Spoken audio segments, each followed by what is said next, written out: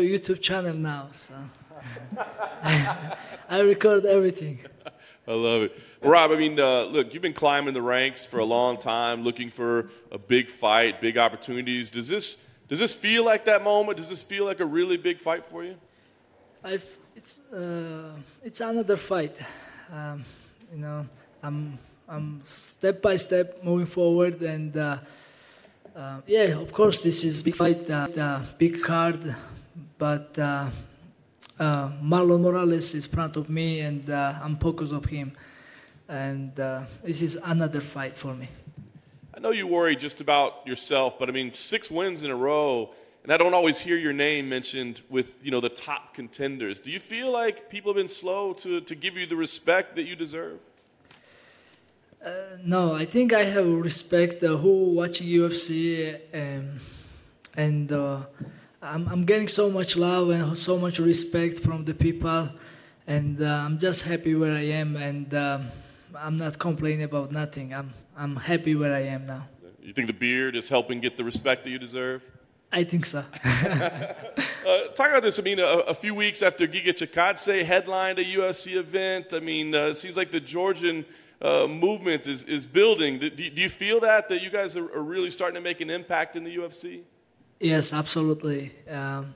I'm happy for Georgian fighters. They're doing great in UFC, and of course, it's motivation for me.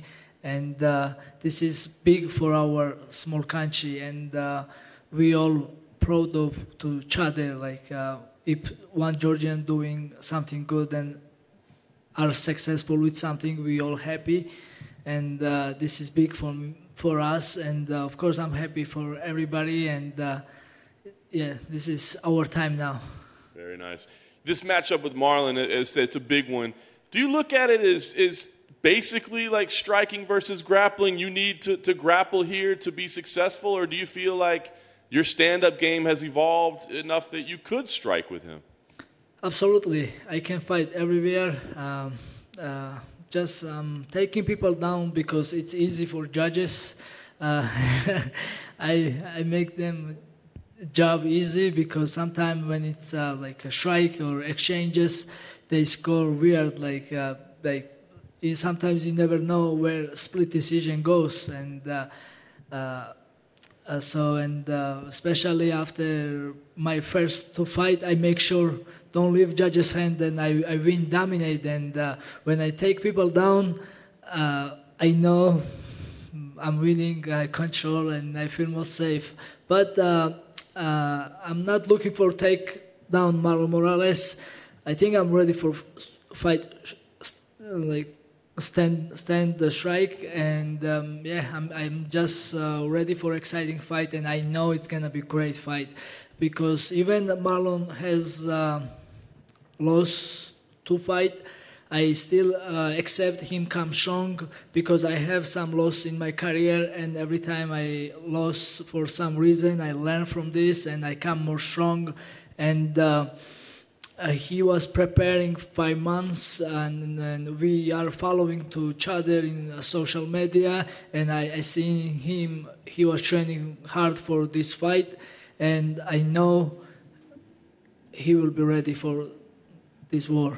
Yeah, no doubt.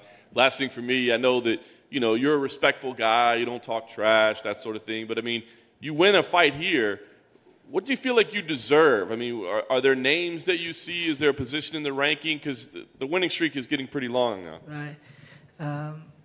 Yeah, that will be my 7th win, but I have to win first. I think top 5 list, you know, or like somebody big name, because yeah, but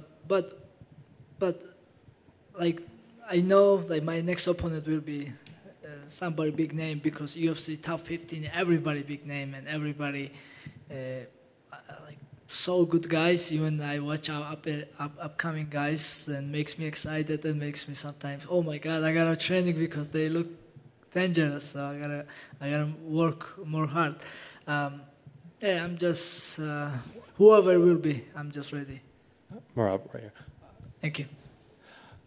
Obviously, everyone knows you're going to try to take this to the ground and wrestle, and Marlon would like to keep the fight standing. But how would you rate his grappling and submission skills from what you've seen? We haven't seen a lot of it in the UFC, but he does have a black belt and does have 6 or 7 submission victories in his career. Yeah, I respect his ground game too, because we all see he submit Rafael Assunção, great grappler, and yeah, he's good at the ground too. That I'm gonna say again, I'm not looking for only take him down. This is mixed martial arts, and I'm ready for fight everywhere.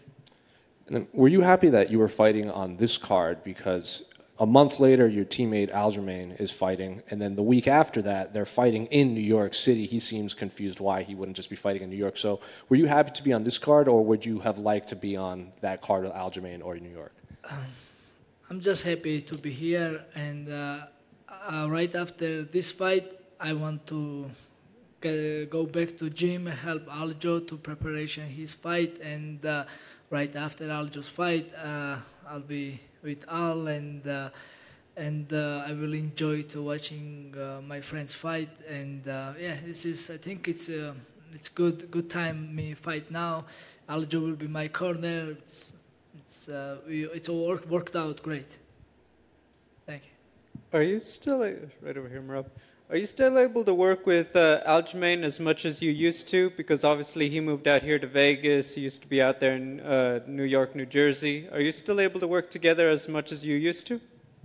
Yes, I'm working with Aljo, and he's still my main sparring partner. Yeah, he moved out here Vegas, but for my training camp and his training camp, we was in training in New York, and we will be in New York more. Like we was spending times back to back, like back Vegas, like back and forth. And yeah, I'm still training with Aljo, and he's so. He's here. He's training here, Vegas. I'm always here and training with him, and he's back in New York. I'm make sure I'm training there, because when he's like my mentor, he and then I like get work with him even 1 round, or like we usually sparring 3 rounds, but like every like grappling, like let's say even like we go jiu-jitsu together, we get 1 round with him, or like some MMA position with drilling or doing some. I learn from him a lot, and I'm getting good work from him, and then always safe. He's professional, and I always training smart with him. People like the friendship between the two of you. They feel like it's kind of like out of a movie, the 2 best friends who are cops and getting into comedy. Because you're such close friends with Aljamain, how do you feel when the fans want to give him a hard time about being champion and how he got the belt? Because I know you probably see that he gets a lot of criticism. How do you feel, and how do you defend him when people talk about that? People has short memory. And if you look Aljo's career, Aljo needs only respect, and I have big respect for Aljo, and I love him. And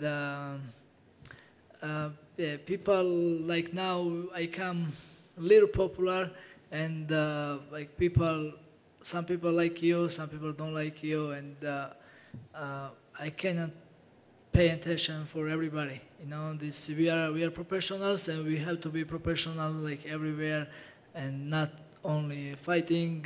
Like now I learn to be smart, not answer everybody, and not pay attention for everybody. And I'm just focused on my job, and I'm just stay close with my friends and family and good friends. Thank you. Thank you. Merab, over here. With Aljamain being in the same division, you as the champion, ideally you want to be champion as well, right? So would you guys be open to fighting each other if you had to? Thank you for the question, but like so many people ask me this question, and I ask this question so many times. Me and Aljo, we never going to fight each other. We are good friends, and So this is the end of the day. This is fight, and we're not going to fight each other. So, and I have Aljo is champion. I believe he will defend this belt, and he will be a long-time champion. I have win a couple more fights to be deserved be number one for be fight to the title. But we will figure out something, and one thing for sure, we never going to fight each other. Me and Aljo, we never going to fight each other. Would you be open to changing divisions if you were just dying to get that title because he's just reigning for a long time? Yes, I think so. I will change division. Yes, for sure. All right, best of luck, Merab. Thank you. Merab, just a quick question about the UFC Hall of Fame induction tomorrow. Obviously, one of your coaches already in there. Does it add anything to be mentored by Matt Serra, who is a legend of the sport and who is in the UFC Hall of Fame? I'm just happy to. I'm just happy for this fact that Matt Serra will be my corner because he has always good positive energy and he's always loud in the corner and he's such a good person and when I'll be fight and I will hear his talk like a song, like good song motivate me, like I'm fighting and he's still screaming and like talking good advice. Does he talk to you guys sometimes about his time as a champion and when he fought George St. Pierre all back in the days, and what does he say to you when he remembers those days? Yeah, of course he talk about, but only like joke wise. He always jokes, he always like talks funny ways, like he likes jokes and he's such a fun man and he's not like, he always makes fun of like those like all these moments, and he like.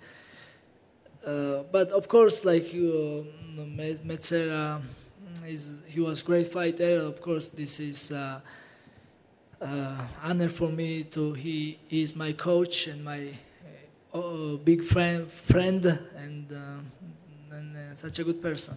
A quick one about George St. Pierre, who is inducted tomorrow. Were you looking up to him at some point at the beginning of your career? As you are a great wrestler, very good with takedowns as well. So does his style, I guess, influence you at some point in your career?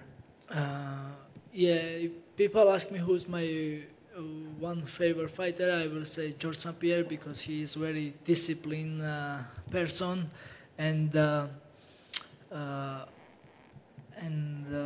even he's retired now, he's still disciplined and he's such a good person and of course I look up for him but like takedowns or like this, I said I make these plans in the octagon when I go. Sometimes I want to fight, but at the same time I said, oh no, safe first, safe, take him down, stay safe, make sure, control and win the fight. And sometimes if I feel like I have to strike, like I did my last fight or fight before with Dodson, I can strike too. Thank you very much. Thank you. Thank you, everybody.